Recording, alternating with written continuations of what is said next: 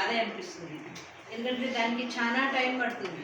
ఇటు భరోసా కావచ్చు, అటు ఎస్హెచ్ఓ కావచ్చు, ఆ ఇన్వెస్టిగేషన్‌కి అంతా అయిపోయిన తర్వాత కూడా అరే! ఎందుకు శిక్ష పడలేదు, కనీసం కొంచెమన్నా పడాల్సిందేమో, ఒక సంవత్సరమన్నా పడాల్సిందేమో, ఏదో ఒక సెక్షన్‌కి పడాల్సిందేమో అని ఒక ఫీలింగ్ అయితే నాకైతే ఉంది. బట్ చూడాలి ఇంకా ఫర్దర్ కేసెస్ రెగ్యులర్. పోలీస్ దగ్గర నుంచి హెల్ప్ కావాలన్నా ఇద్దరు కోఆర్డినేషన్ మాకు బాగా ఉంది కాబట్టి మేము ఆ లీగల్ సేవలు బాగా వర్క్ చేస్తుందని మేము చెప్పుకోవచ్చు.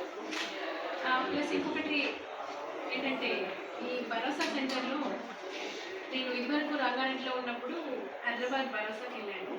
ఆ భరోసాకి వెళ్తుంటే ఇలాంటి అట్మాస్ఫియర్ నాకు అనిపించలేదు. ఎందుకంటే సరే వాళ్ళు ఎక్కడ కూర్చోబెడితే అక్కడే కూర్చోవాలి, విక్టిమ్ ఎప్పుడు రమ్మంటే అప్పుడే వెళ్ళాలి, డాక్టర్ ఎప్పుడు వస్తే అప్పుడే వెళ్ళాలి, అన్నీ ఉన్నాయి. కానీ చాలా క్లోజ్గా మూవ్ అవ్వడానికి అంత స్కోప్ లేదనిపించింది నాకు.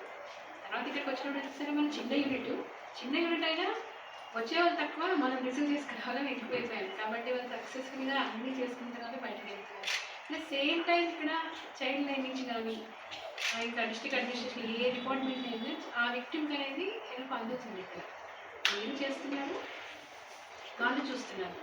ఏ విక్టిమ్ కూడా వీళ్ళ తనకి మొత్తం అన్నీ తెలుసుకున్న తర్వాతే బయటకు వెళ్తారు. అదే అక్కడైతే మనకి ఈ అవకాశం లేదు అసలు. జస్ట్ స్టేట్మెంట్ రాసామో, 164 రాసామో, మెడికల్ ఎగ్జామినేషన్ అయింది, ఆ రెండు మాత్రమే వాళ్ళకి ఇంపార్టెంట్. ఆ తర్వాత ఛార్జ్షీట్ పడ్డదా, ఛార్జ్షీట్ పడ్డ తర్వాత విక్టిమ్కి తొందరగా న్యాయం జరగాలా ఏం ఆలోచించట్లేదు. ఇప్పుడు మేడం అన్నారు శిక్ష పడేంత వరకు కూడా మనం చూసుకోవాలి అని, కానీ అక్కడ అలా లేదు. జస్ట్ ఛార్జ్షీట్ పడితే చాలు. మరి ఇప్పుడు అక్కడ ఏమవుతుందంటే ఒక కింద ఎస్ఐ గారికో కింద రైటర్కో అప్పచెప్తున్నారు, మేడం మీరు శిక్షలు పడట్లేదు అని చెప్తున్నారు. Just clarification.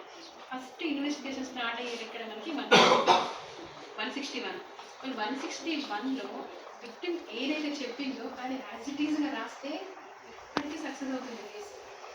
మళ్ళీ ఎలా చెప్పిందంటే 164 మేము అస్సలు మార్చాం. మనం ఏ లాంగ్వేజ్ చెప్తే అదే రాస్తాం, ఏ వర్డ్ చెప్తే అదే యూజ్ చేస్తాం. సర్లే ఈ వర్డ్ బాగలేదు కదా, అర్లీగా ఉంది, ఇది మనం రాస్తే బాగుండదేమో, రేపు పొద్దున